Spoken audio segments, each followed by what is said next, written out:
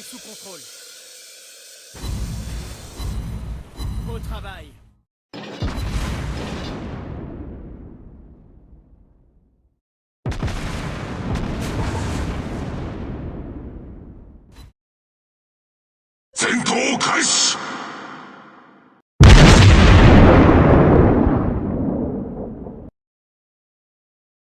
How's it going, everybody? PigBay here, and today we're going to be taking a look at the Marceau, a Tier 10 premium French destroyer.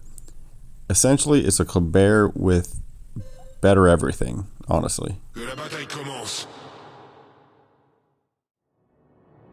Now, one of the main differences that you're going to notice is the guns. They're just flat out better, in my opinion.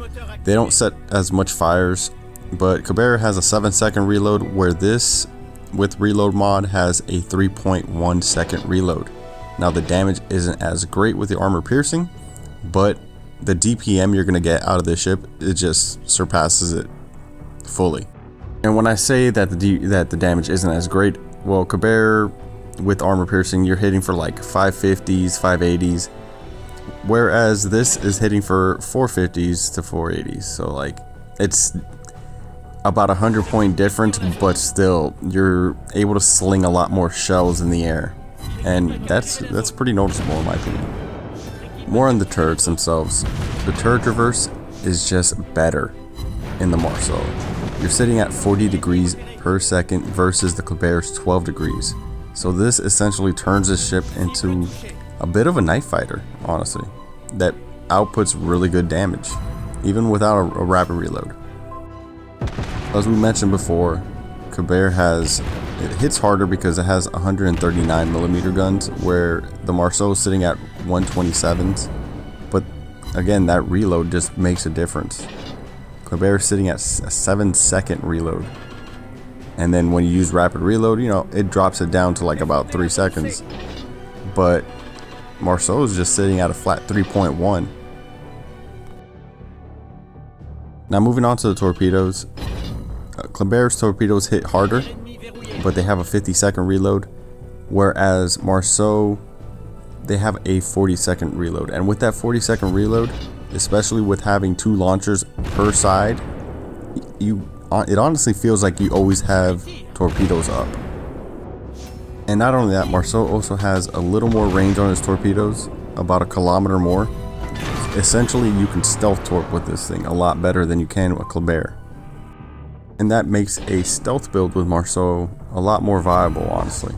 Even though the guns are good, you know, you're gonna want to fire those guns, but you can essentially have a stealth build and stealth torp effectively. Now it doesn't really matter, but in terms of AA, Marceau is better. But not only that, is equipped with defensive fire alert 2, but Marceau is actually equipped with large caliber AA, whereas Kleber isn't. So I mean, let's be real, it's not going to make a change. There's just not going to be a difference. If you want AA and a DD, play the Holland or the Australian. Now the last thing that's going to matter is concealment. Marceau is equipped with a 6.9 base. You can lower it down to like 5.9 concealment, but Kleber is sitting at 7.6, which again, this adds to Marceau being able to stealth torp a lot better than Kleber can. Durability, it's pretty much the same. Same speed.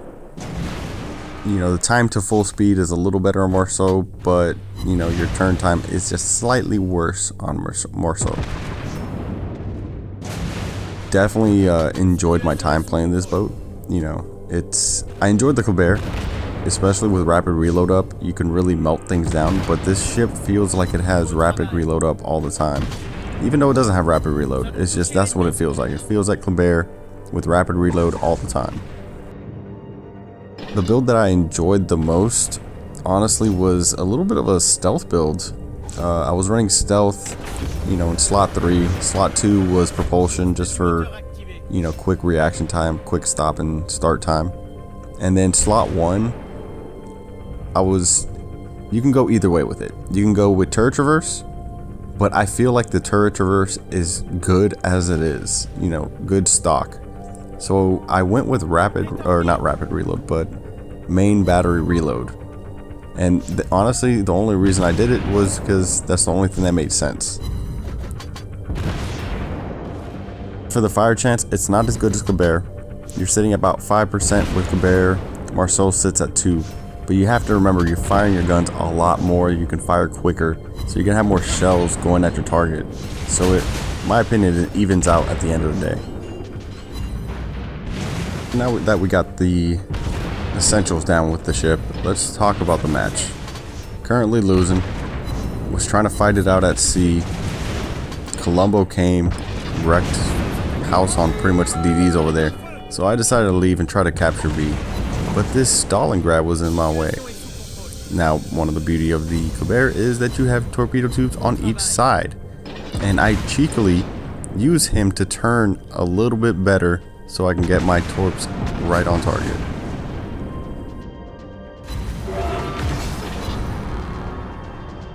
Now that the Stalingrad has been taken care of, I'm capturing B, but I noticed that there's not enough time, or at least I don't think there's enough time to actually catch up on points. So we're gonna have to get another kill. So I see that DD in my minimap. You guys gotta pay attention to your minimap. And I start heading that way. Now granted, I don't have a lot of health, so I'm hoping to keep the guns silent until I really need them. And hopefully my heal is off a cooldown. And hopefully this DD is looking a little hurt.